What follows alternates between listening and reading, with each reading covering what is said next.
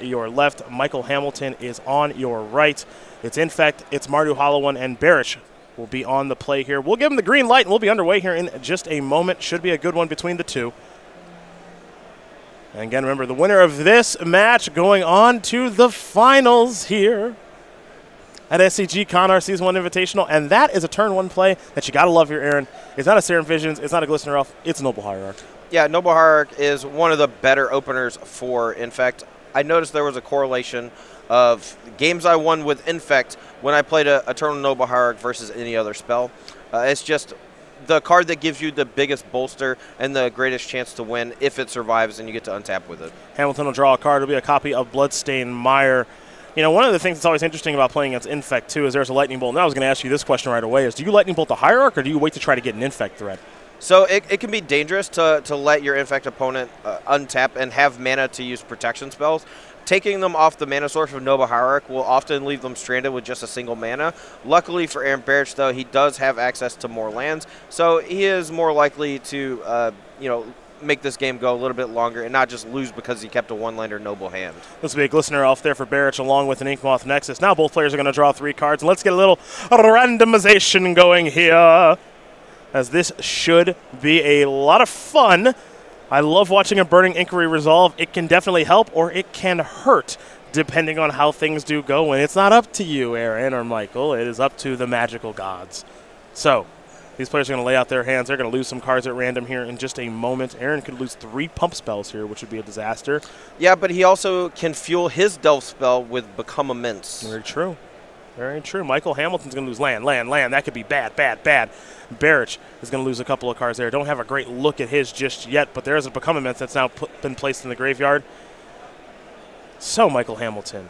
Yes! Yep. 2 blockers, definitely great for Michael Hamilton. However, that Inkmoth Nexus is looming. Aaron Barich with a big old smile on his face. Maybe he's got a little something good going on. No, maybe he's not. Mad. No, he's so sad. I think he might have discarded 3 pump spells. You know, with all these promo alternate art stuff, I know what the regular cards look like. I have no idea what that card on the bottom is. I do know there's Become Immense in the graveyard there. Might have Old Corrosia too. We can find out what that last card is in Aaron's graveyard in just a moment. My guess, might have Old Corrosia promo in the dark. And now we got a Flameblade Adept here for Michael Hamilton. And that card's actually a Blossoming Defense. It's just a nice one. It's just a foil one. So we're going to go back over to Aaron Barich now. And I think his hand stinks. Oh, his hand stinks. He's got a bunch of lands in his hand, I think. You know, that can happen, but this is a game that Infect can still win. Oh, yeah. That was a crushing Burning Inquiry, making him discard 3 pump spells. But he has access to a second copy of Inkmoth Nexus. He's going to be able to attack for 1. And if he draws a Become Immense or just running +4/+4 spells over the next 2 turns, he has a chump block with the Glistener Elf. He could still win this game. Take a look at Barich. He's just going to come across here for 1 Infect. One of his favorite players, Tom Ross. You see that Infect token out there with 1 for Michael Hamilton. Another Glistener Elf just going to pass the turn back. But you saw Michael's explosive turn last turn with 2 Hollow Ones and a Flameblade Adept. Now he will draw a card. He's picked up a copy of Bloodghast to go along with a Goblin Lore in hand. So now he'll play Goblin Lore, and Flameblade Adept's going to get even larger. So Hamilton's going to draw 4 cards. He'll randomly discard 3. Though when you're playing against Hollow One, it always doesn't feel so random, Todd. No, I mean, half the time you're discarding things that can come back from the graveyard or be cast from the graveyard, or you're just fueling your larger spells like Gurmag Angler and Tassiger. So even though you're discarding, you're not really truly discarding in the traditional sense. 6 cards for Michael Hamilton. 3 of them are going to go to the graveyard. A Hollow One, a Mountain, and a Bloodghast. A little fist pump there for Barich. Doesn't have to worry about another Hollow One right now. Yeah, you're still in the thick, buddy. Yeah. It's not getting any easier for you, Aaron. That is for sure. Wouldn't be surprised to see Aaron Barich here just go chump on the 2 copies of Hollow One. At this stage of the game, you know, he needs to try to buy himself time, and the Infect counters will make that damage decrease over time. Yeah, if he does go chump, a Glistener Elves in front of Hollow Ones, that'll turn him into 3/3s permanently, and that'll give him a little bit of time to work with. We can't forget that right now Flameblade Adept is a 4-power creature, yes, as 3 cards have been discarded via Goblin Lore. I believe Michael Hamilton actually has a land in the Faithless Suiting, so he could make that Flameblade Adept even larger if he'd like to. Yeah, and his last card is a Bloodghast. I think he's contemplating maybe waiting to cast a Faithless Looting to get the other Bloodghast on the battlefield, but that's not the game you want to play against Infect. You're not trying to grind them out, getting value out of all your cards. You're trying to apply as much pressure as possible, and casting Faithless Looting here for 0 value is the way to do it. Yeah, you just want to try to get your opponent as dead as quickly as possible when you're playing against Infect, because that's what they're trying to do to you. This isn't a value game about Flame Wake Phoenix and Bloodghast like it was in the last match against Gerard Fabiano. And I think Michael's pretty cognizant of that as he's searching up a Blood Crypt, and now he's going to play a Faithless Looting to, 1, discard that Bloodghast like you mentioned, Todd, but 2, let's get that Flameblade Adept a little bit larger and put a Flame Wake Phoenix into the graveyard. Yeah, so kind of an interesting attack here from Hollow One's side.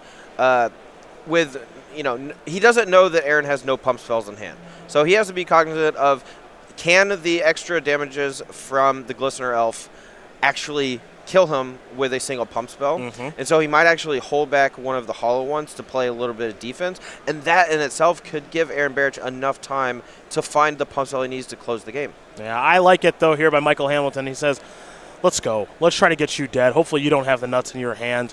If you do, I might be dead, but I'm going to try to get you dead. And so you got a Flameblade Adept that is a 6-power creature.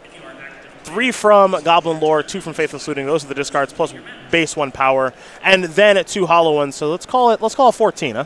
Yeah. So Barich here very correctly assessing that he needs a pump spell right now to win the game. Well, he has a Blossoming Defense in hand. I think he drew Groundswell. He's going to be able to cast both of those, and with the Glistener Elves, I think it's going to be just enough to get the job done. Well, Barich very quickly fetched up that land with Windswept Teeth. He's not even presenting his deck to his opponent, so he says, I'm going to fire up an Inkmoth next. I'm going to attack here for 3 Infect. Let's make it a Become Immense. That is going to do it. That's 6. Enough. That's enough by itself. 6, 7, 8, 9 Infect. Aaron Barich going to win in game number 1 here over Michael Hamilton. Infect. Look at that face. He knows he stole it. That's right. He did steal game number 1 there over Michael Hamilton, and that Mardu Hollow One deck. You know, as good as Burning Inquiry may have been there for Michael Hamilton, it did load up Aaron Barich's graveyard. Sure, it loaded up his graveyard. That's fair. And that is something we talked about earlier in the broadcast. You know, the Burning Inquiries fuel Delve. Whether that's from your side or your opponent's side is completely up to who draws the Delve spells. Now, of course, the question is, was Michael Hamilton supposed to attack with all those Hollow Ones, that Flameblade Adept? Those Glistener Elves, well, those Infect points did add up. That's something I'm sure he'll be thinking about as he gets ready for game number 2. No sideboard for this one, so just a short break. BRB.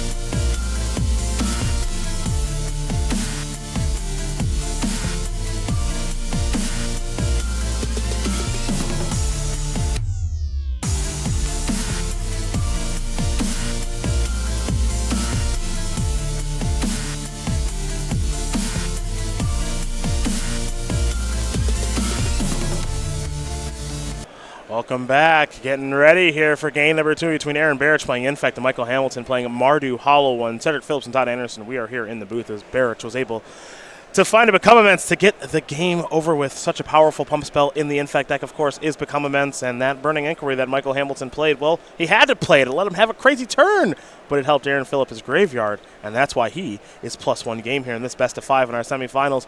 Hamilton will be on the play here for game number 2, and we'll see if Hamilton can do something explosive with Faithless Looting or Burning Inquiry and tie this one up. Yeah, I mean, Mardu Hollow One, significantly stronger deck on the play just because cards like Hollow One can put enough pressure on your opponent on the first turn that it changes the entire landscape of the game. They become more reactive. You start putting pressure on their life total, and the decisions they have to make are put on a timeline that's not something that they're used to. Mm-hmm. It's, boy, it's one heck of a deck is this Hollow One deck, but Infect's no slouch either. And, you know, part of the appeal of Infect is some players just can't interact with it all that well, or it's just much too fast to interact with. And for Barich, it was a little bit of both there in game number 2. Game number 1, excuse me. We're about to watch game number 2. And, you know, I ask you again, that Lightning Bolt, supposed to save that thing? I still don't think so. I still think Michael Hamilton played that game to give himself the best shot of winning.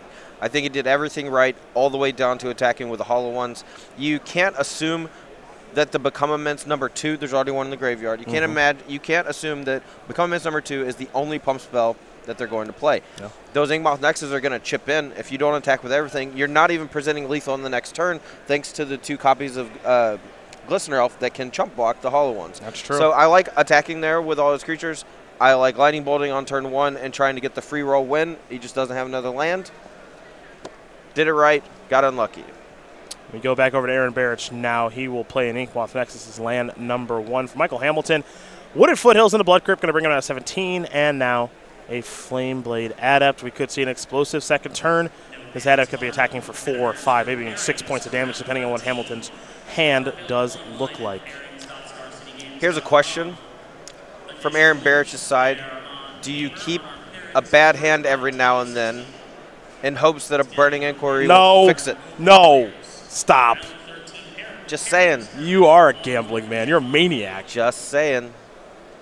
Lightning Bolt in hand here for Michael Hamilton, along with a couple copies of Flamewake Phoenix. Cycle to Street Wraith at Hamilton, so Flameblade Adept is going to attack here for 2, but hold on a minute. A Dismember will take care of that by Barich. Yeah, he has 1 copy in his main deck, I believe.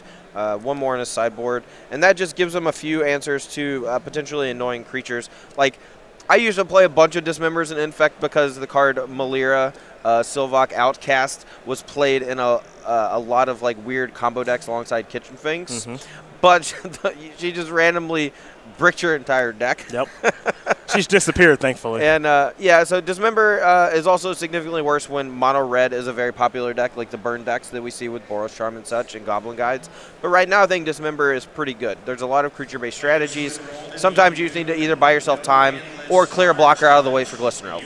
Yeah, not a lot of burn here this weekend in Roanoke at the Berglund Center for our Season 1 Invitational. You got Michael Hamilton falling down to 12. He'll fall with a Bloodghast, and that's not the kind of explosion Hamilton's looking for this game. He's just going to play a 2-1, pass that turn back over to Barich. Barich will draw. Yeah, this hand is definitely not ideal for Michael Hamilton, but he's still got some pressure. He has a card in Lightning Bolt, which is one of the better ones for this matchup, and he has some more creatures that he can play with Flamewake Phoenix. Once again, Magic players, we do still need. Plus, if he draws something like Faithless Looting, he could just go off, especially because he started with a turn 1 Flameblade Adept.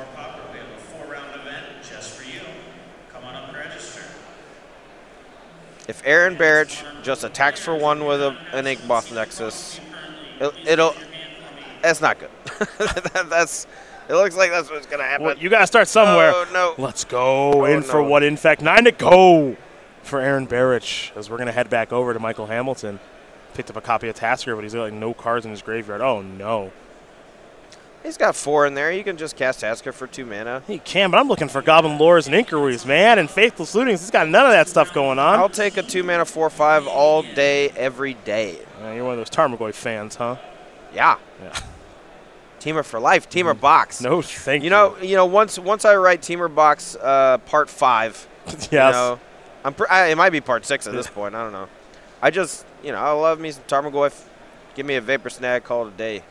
See, Barrett's going to play a Breeding Pool untap, fall down to 12. Glistener Elf and Blighted Agent going to join the battlefield. Now there's Faithless Looting. Finally, a little something going on. A couple of Lightning Bolts in hand now for Hamilton. Looks like he's going to discard 2 Flamewake Phoenixes. Maybe the Gurmag Angler will go to the graveyard. Bolt at the ready. Bolt's going to have to be pretty good, though. Yeah, this is a trap a lot of players fall into when playing as Infect. Do you main phase the Lightning Bolt, or do you wait for your opponent to play one pump spell and try to 2-for-1? You should basically never wait for them to play a pump spell unless it's your only piece of interaction and you desperately need to 2-for-1 them. It's a desperation play. In this spot, Michael's got some defense with Tasker. He can block the Glistener Elf. The problem with that, though, is that it looks like Aaron has enough mana to leverage attacks with Inkmoth Nexus and still play pump spells or protection spells. So I like a main phase bolt on the Blighted Agent, and I kind of like holding the Tasker back, but that's also playing scared, and you can't give Aaron too much time. Yeah, that's a tough thing about playing against Infect, because I'm with you. I definitely want to bolt the Blighted Agent now. You can't block it, so you might as well just get off the battlefield now if you can. But with the Tasker, part of you wants to attack, part of you wants to sit back. I mean, right now you look at Barich's life total. If you attack with a Tasker and he takes it, you got him at 6. That's 2-turn clock. Yeah, it's 2-turn clock, but also he just has 2 bolts, so there's no more combat in that scenario as well. I feel like there's a small chance, actually, that if he attacked with Tasker, Barich would have chump blocked with the Glistener Elf, just because his life total was getting dangerously low at 6. Well, I think this game's over because the way the Aaron's playing this turn, I'll show you a couple pump spells. See you later, bro. Yeah, it looks like a Might of Old Crochet and I don't know what the other one is. It might be a Become Immense. Don't think it matters. If it's a +4 pump spell, it's a Groundswell. We're done.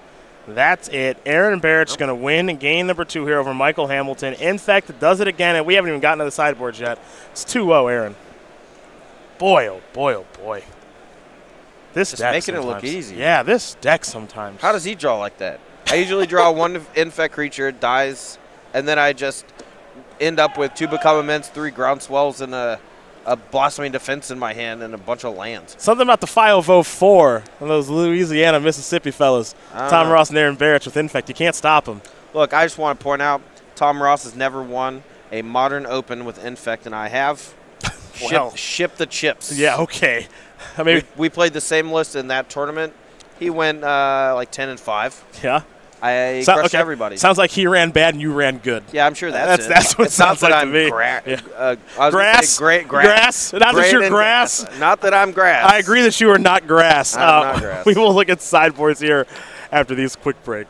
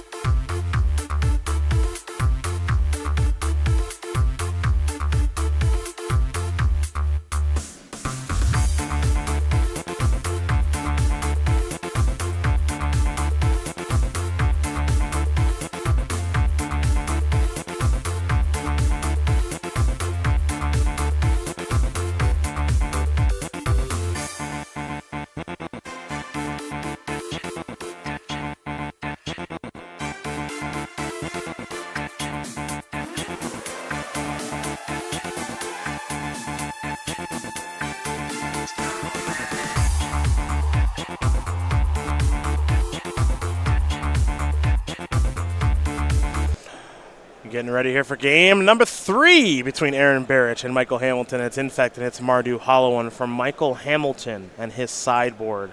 He does have some good tools to bring to the table. 3 Fatal Push, 3 Grim Lavamancer, 3 Thoughtseize, 2 Big Game Hunter, 2 Engineer Explosives, a Stony Silence, and a Leyline of the Void. Todd, you got to like where Michael's positioned After sideboard. Oh, for sure, but he's down 2-0. He's got to win all 3, so his sideboard better be pretty darn good.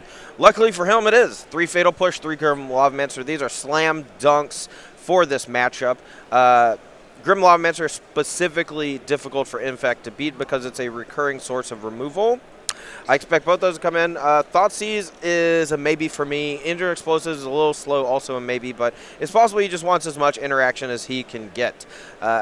I would look for him to side out things like Bloodgas and Flamewake Phoenix. These cards don't play defense very well, and they don't hit very hard, and they're more for removal-based matchups because of their resiliency. For Aaron Barich, is 4 Geist of the St. Trav, 2 Descenders Deliverance, 2 Nature's Claim, 2 Relic of Progenitus, 2 Shaper's Sanctuary, a Dismember, a Grafdigger's Cage, and a Spell Pierce. Given that you have won a Modern Open with Infect, this should be pretty easy, right? Right? Yeah, super easy. Well, if Aaron Barich is smart, he's going to know that this Mardu Hollow One deck is going to be boarding out all the creatures that would be affected by Grafdigger's Cage. And even though Grafdigger's Cage is usually very good against graveyard synergy-based decks, I don't think it's going to be good here. I like the Dismember just to buy you some time, kill an early Hollow One, take a little bit of the pressure off of you, remove a blocker for Glistener Elf to clear the last way. Since we know decklist and he expects a lot more removal, Shaper's Sanctuary might be okay. I apologize. I cannot recall if Shaper's Sanctuary protects from Grim Lavamancer. I don't know if it's spells or spells and abilities. We'll get that one on the screen, and we'll talk a little more about it in a moment. I like the Relic of Progenitus because it can slow down the Mardu Hollow One deck. That is a graveyard interaction card I want because it also affects Delve. That's about it. Well, those are the options there for both players. They're going to take a look at their opening hands here in just a moment. And if Shaper's Sanctuary does make its presence known, we will certainly take a look at it. Though, just so that you are aware, whenever you target a spell or ability an opponent controls, you may draw a card. Since he knows the deck list, he knows that there's at least 10 cards from Mardu Hollow One's side of the things that can affect his creatures and will allow him to draw a card off Shaper's Sanctuary. You know, you want to punish decks with a lot of removal, and normally a Mardu Hollow One deck doesn't have a lot of removal, but after sideboard, we have 6+ more things coming in.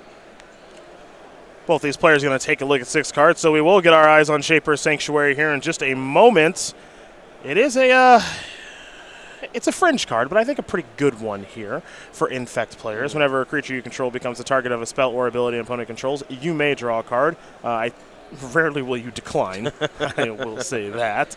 But Shaper's Sanctuary is something that I imagine Aaron has used to great effect against the decks like Mardu Pyromancer, Jund, Abzan, if players are still playing that. Just decks that are looking to interact, and you can't forget about Jeskai Control. Oh, for sure. This card actually replaced a slot that was in the deck for a very long time in Wild Defiance. Wild Defiance being a card that whenever one of your creatures was targeted by an instant or sorcery, it got +3/+3 until end of turn. This was a means of protecting against the likes of Lightning Bolt, Lightning Helix, Electrolyze, etc. Shaper's Sanctuary, however, is more of a card that helps you in the rise of the Fatal Push era. All these black-based decks have moved away from Lightning Bolt and towards Fatal Push, with Hollow One being the exception. Barich going to leave the top card on top. We're underway. It's a mountain, and it's a yes. It could be anything. Yes. You know, if I'm Aaron Barich, I don't know. I think it's probably correct to just keep 7 no matter what. Just let it happen. It's going to be different. Just a ridiculous human. I mean, if it's close, 7 cards better than 6. What if it's not? What if it's not? What if it's not close? Here we go. Oh, yeah, there's a real skill game here. Yeah. Goodbye, Pendlehaven. Goodbye, Inkmoth. That could be bad. Goodbye, Descenders Deliverance. That was one I wasn't sure he was going to bring in. It is a clean answer to Hollow One. And if your opponent is unable to produce a Hollow One, it does cycle. It fills the graveyard a little bit for Become Immense, but also just helps you dig a little deeper into your deck to find a threat when you desperately need one. Michael Hamilton's hand is weird. So he lost some good ones. Oh, yeah. In Grim Lavamancer and Thoughtseize. Lingering Souls he lost as well, but he's fine with that being in the graveyard. Hollow One got to enter the battlefield. However, this Faithless Looting needs to be pretty good here. Yeah, he needs lands right now. He has access to no black mana for Lingering Souls, which is key. No black mana for Fatal Push, which is also key. But he did find a Lightning Bolt and a land, so he is able to interact with this Noble Hierarch on the first turn if he so chooses. Looks like he's going to discard a Fatal Push and a Goblin Lore. I think we're going to see Hollow One come on in here in just a moment. Oh, for sure. You're never afraid of the natural 20 damage on turn 1, unless you're playing Legacy. Then things can happen with Invigorate and Berserks. And there's a Lightning Bolt. That's going to take care of Noble Hierarch. Pass the turn back. Barich will draw. He's picked up a Verdant Catacombs. So interesting enough, Hamilton actually chose to keep the Goblin Lore in hand over the Fatal Push that he would need a black mana for, and Fatal Push being one of his better sideboard cards in the matchup, but access to 0 black mana is definitely a problem. He just picked up that black mana, and now what's difficult here is, do you actually want to play Goblin Lore now? He'll play the land first, which I think he should. So Goblin Lore is not quite like Burning Inquiry. If you cast Burning Inquiry as your last card, you don't get to keep anything. So there's no chance of hitting a Hollow One or something like that. With Goblin Lore, you get 1 extra shot at it because you draw 4 and then discard 3 at random, so you're not losing 1 card economy. However, in this scenario, I think Michael did a very similar thing to what he did against Gerard Fabiano, where he had the option to play the land before he casts his randomly discard spell, and it might come back to bite him if he ends up discarding it. Well, he lost a Fatal Push, a Faithless Looting, and a Goblin Lore, so he's going to keep the Bloodstained Mire, and he's going to keep 2 lands, actually. So that's fine. He has a Faithless Looting in the graveyard, which he can flash back. That Relic of Progenitus last turn from Aaron Barich shut off a little bit of his pressure by taking away that Lingering Souls, though. If you're Michael Hamilton, you should be feeling right now, I should get at least 1 more turn. I don't think I'm going to die this turn. It's very difficult to kill with Inkmoth Nexus and only 1 mana. It usually requires a Become Immense and 2 copies of Mutagenic Growth. So now Barich is going to deploy a Spellskite, get a little bit of defense set up. Spellskite, not a card you see all that much anymore in Modern because Splinter Twin is long gone, but it is here to defend these Infect creatures, and few things do a better job than old Spellskite. Yeah, it's a card I really missed for quite a while when I was playing with Infect. The Rise of Kolaghan's command out of things like Grixis Death Shadow really took a toll on it, as well as just more people playing stuff like Fatal Push and fewer people playing Lightning Bolt. Spellskite is very good at defending against Lightning Bolt decks because it can protect and survive the removal spell, so they need some other way entirely to deal with the Spellskite before their Bolt gets turned on. Faithless Looting going to be flashback here by Michael Hamilton. Barich is going to respond. That is an Invocation Spell Piercer. Yes, it is. That's a pretty good move by Barich, even though he has to take shock damage for fetching a Breeding Pool, and he's going to end up taking 4 from this Hollow One.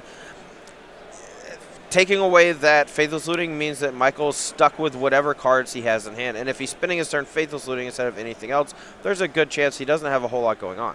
Vines of the Vast with a draw there for Aaron Barich.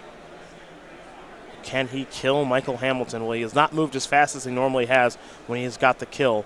So I don't believe that he does at this stage of things, though. Does he want to play around Lightning Bolt or Fatal Push? Well, he's got Spellskite, so he's in the clear there. Yeah, plus Hamilton's already been burning through 2 copies of Fatal Push, 1 copy of Lightning Bolt, so I think it's safe to assume that the last card in his hand is probably not a removal spell. A Blighted Agent. There's a good chance this Spellskite jumps in front of the Hollow One as a chump blocker. Although there is some value in blocking with Blighted Agent and turning that 1-turn attack clock into a 2-attack clock thanks to shrinking its power by 1. Yeah, again, if Hollow One does get blocked by the Blighted Agent, Infect will give the Hollow One -1/-1 permanently with a counter. And that means the next turn it would get to attack for 3, which knocked Barich down to 1. That would give Aaron an additional draw step, maybe 2, depending on how things do shake out. Also making it a 3-power creature means that Spellskite can block it. Right, and that also insulates him a little bit from a removal spell because he can afford to pay 2 life with the Spellskite to redirect a removal spell. Yeah, then I think maybe Blighted Agent is getting ready to play a little bit of defense here, depending on what Michael Hamilton does do. Yeah, but then you come to the problem of if you lose the Blighted Agent and then Michael just casts Lingering Souls, then you're in a world of pain. So this is actually a pretty tough decision for Barich, and either block could bite him. Well, Barich has to block. He's at 4. What he doesn't know is that Michael Hamilton has nothing relevant in the graveyard and 2 lands in hand. So Hollow One will be blocked by Blighted Agent. Priority will be passed. Damage will resolve. Hollow One will get a -1/-1 counter on it from the Blighted Agent. It is a risky block, but it's one that looks like it's going to pay off for Barich. He still has 2 Infect creatures with his 2 Inkmoth Nexus still in play.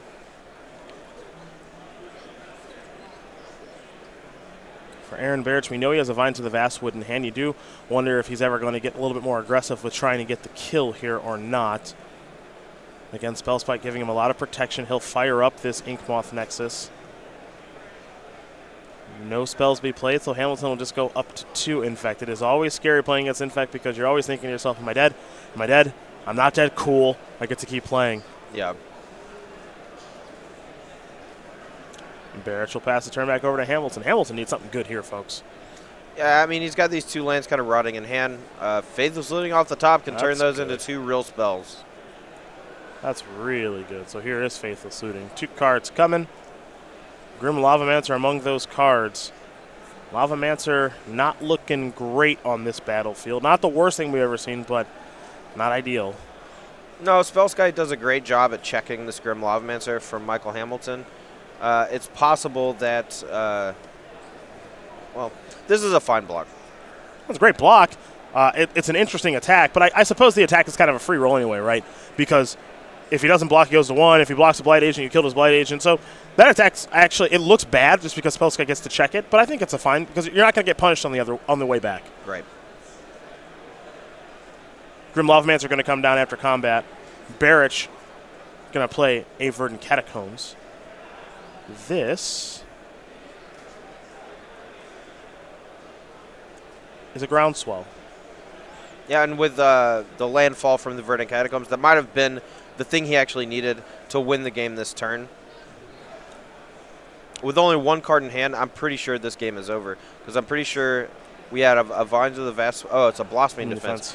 And since he has Spellskite as protection, you know, even if Michael Hamilton had a Fatal Push, he could just redirect it to the Spellskite. Mm-hmm.